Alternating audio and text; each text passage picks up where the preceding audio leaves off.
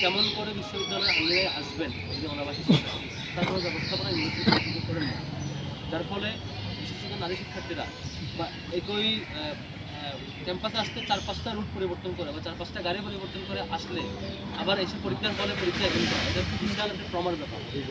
গাড়ি পরিবর্তন করা, ওঠা নামা, একে তো জ্যাম, শনিবারে বিভিন্ন পলিটিক্যাল প্রোগ্রাম থাকে, সব কিছু ছাপিয়ে এসে যখন সে হলে ঢুকবে তার জন্য একটা বিশাল ট্রমার কারণ হয়। বিপরীতে যখন বিশ্ববিদ্যালয়ে নির্ধারিত বাস থাকবে সে স্বাভাবিকভাবেই হলে চলে আসতে পারবে। সেই জায়গা থেকে কোনোভাবে রাজি হচ্ছিল না। পর্যন্ত পরিবহন সম্পাদক এবং ডাকসু দিয়ে সহ আমাদের পুরোপুরি সামগ্রিক প্রচেষ্টায় আমরা বারবার চেষ্টা করে বাইরে ম্যানেজ করার চেষ্টা করেছিলাম।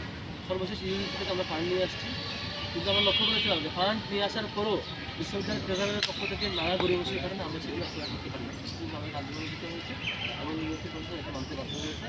আগামী শনিবার থেকে আশা করছি যে ট্রিপে পারফেক্টলি চলবে এবং কোনো শিক্ষার্থী যার সঙ্গে যারা পরীক্ষাতে আসবে তিনি বাসে আসতে পরীক্ষা আসতে তার কষ্ট হবে না, তিনি যদি বাসে আসতে পারবেন। ভবিষ্যতে যেহেতু সে সময়ে লাইব্রেরি খোলা থাকে, অন্য শিক্ষার্থীরা যারা লাইব্রেরিতে পড়তে আসতে চান, সেন্ট্রাল লাইব্রেরি বা লাইব্রেরিগুলোতে, তাদেরও কষ্ট হবে না ইনশাল্লাহ। আমাদের চলমান আরও অনেকগুলো প্রকল্প এখন চলমান আছে ইশতেহারের বাইরে, ইশতেহারে ছিল। যেমন আমাদের ফিমেল শিক্ষার্থীদের জন্য, নারী শিক্ষার্থীদের জন্য জিমনেশিয়াম, যেমন নারী শিক্ষার্থীরা তারা তাদের যে রেগুলার ফিজিক্যাল এক্সারসাইজ সেটি করতে পারবে, সেটি আমরা এখনও চালু করতে পারিনি। আমরা ফান্ড ম্যানেজ করেছি আরও 5-7 মাস আগে, 7 মাস আগে আমরা ফান্ড ম্যানেজ করেছিলাম। 6 মাস হবে আমাদের নির্বাচনের পরের মাসে আর কি।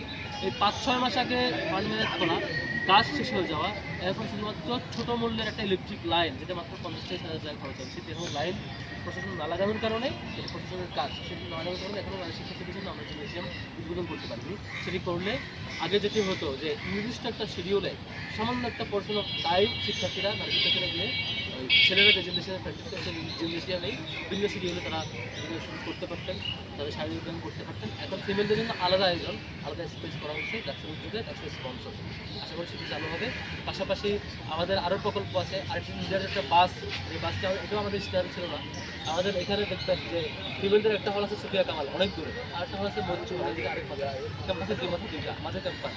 নারী শিক্ষার্থীরা এক পাশে থেকে এক পাশে যেতে তার কোনো প্রয়োজন হয়।